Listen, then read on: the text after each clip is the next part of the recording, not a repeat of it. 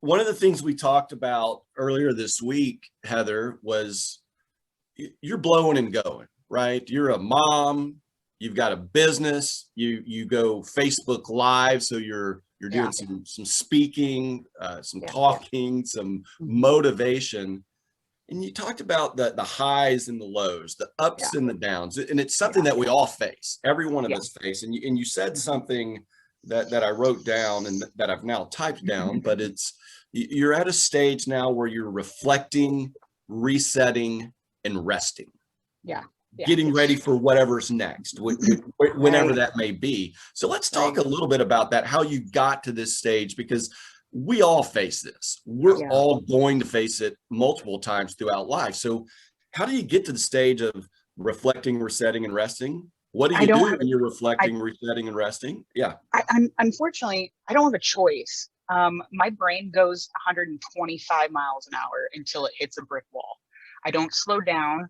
Nobody can tell me to slow down. They can tell me, hey, check yourself. You know, hey, you're going a little too fast there, red Corvette, time to slow down. But I won't listen, and I'll just keep going full speed ahead until it pummels in. And I think it's really crucial for motivational speakers to really include this into their speeches, because there's so often, and I think Mark and I have talked about this too in the past, they don't speak about the times of that reflection and the recharging and the rest and how important that is to the actual growth of your any kind of success.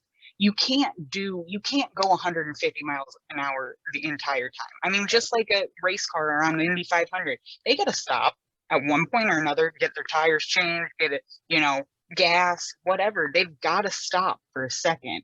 So even if you try to do that and incorporate it into your self-care or into your routine where you reflect and you sit down, you meditate, you try to just understand what it is and why this path is being laid out in front of you and take the steps necessary in order to rest versus running into that wall and then crashing and burning. Because unfortunately, I've done it way too many times. And I think it's always going to end the same way, where I'm going to be able to continue to just go. And eventually my husband realizes, oh, the laundry hasn't been folded in a couple of days. You need some help? I'm like, yeah, bro. Well, did you notice that? So that's when he can tell that I've kind of slowed down and backed off, is like when things aren't getting done like yesterday. I'm definitely not one to let grass grow under my feet. I never have been. I've always tried to, but I can't do it. If it's on my mind, I got to do it now, or it's going to be an anxious awaiting time to do it. So I think really when I rest and reflect and reset my, basically like my hard drive, because I just feel like it kind of, your brain is like a bone. You break it, it's going to take 6 to 8 weeks to heal. So when you go 400 miles an hour and you break down, not necessarily in a negative way, but when you no longer have that fire, the fire's kind of gone down a little bit, that it's time to sit, reflect, be present.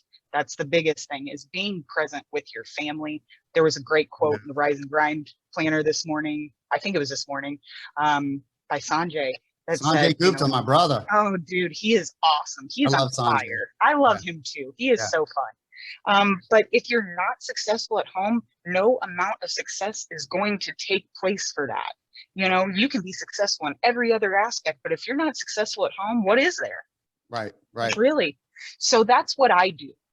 When I start feeling like I need to stop and smell the roses, I spend more time with my kids. I spend more time at home. I may take a couple days off and really just sit with them. Even if it's not anything productive, my son and I sit down every night after dinner. He knows it's time to cuddle with mama. And he goes, Mama, cuddle?